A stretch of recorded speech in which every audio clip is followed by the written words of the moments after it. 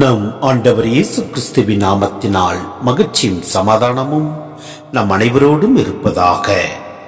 Mark 2:13 முடிய.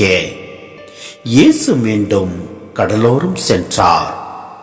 மக்கள் கூட்டத்தினர் எல்லாரும் அவரிடம் வரவே அவர் அவர்களுக்கு கற்பித்தார்.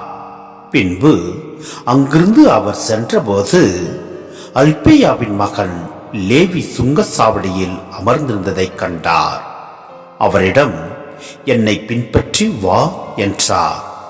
அவரும் எழுந்து இயேசுவை பின்பற்றி சென்றார். பின்பு அவருடைய வீட்டில் பந்தி அமர்ந்திருந்த போது வரி தண்டுபவர்கள், பாவிகள் ஆகிய பலர் இயேசுவோடும் அவருடைய சீடரோடும் விருந்துண்டனர். ஏனெனில் இவர்களுள் பலர் இயேசுவை பின்பற்றியவர்கள்.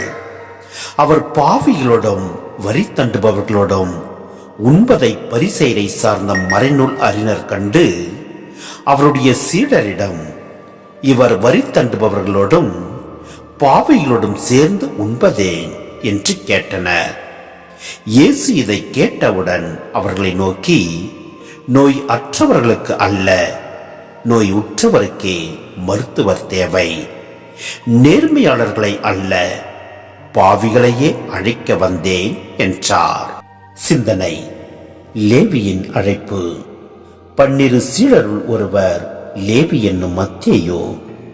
இவருடைய அழைப்புக்கு மாதிரியாக விளங்குவது பழைய ஏற்பாட்டில் வரும் எலியாவின் அழைப்பு. 1 அரசர் 19:19 முடிய நாம் பார்க்க முடிகிறது. யூத சமுதாயத்தால் ஒதுக்கப்பட்ட நிலையில் இருந்த வரி தண்டுவோர் வகுப்பை சார்ந்தவர் லேவி. தங்கள் மீது ஆதிக்கம் செலுத்தி கொண்டிருந்த ரோமை அரசிற்கு வரி தண்டும் பணியில் ஈடுபட்டிருந்த இவர்கள் பாவிகள் என்று கருதப்பட்டு தாழ்வாக எண்ணப்பட்டனர். அத்தகையவரில் ஒருவரான லேவியை இயேசு தம் சீடராக அழைத்தது ஒரு துணிவான செயல். இயேசுவின் பணி எத்தகைய பாணியில் இருக்கும் என்பதற்கு இது ஓர் எடுத்துக்காட்டு.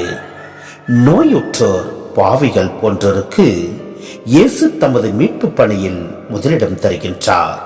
எனவே நாம் என் நிலையில் இருப்பினும் நம் ஆண்டவரிடம் அடைக்கலம் புகுவோம். அப்பொழுது எல்லாம் வல்ல இறைவன் நம்மை நிறைவாய் ஆசீர்வதிப்பார்.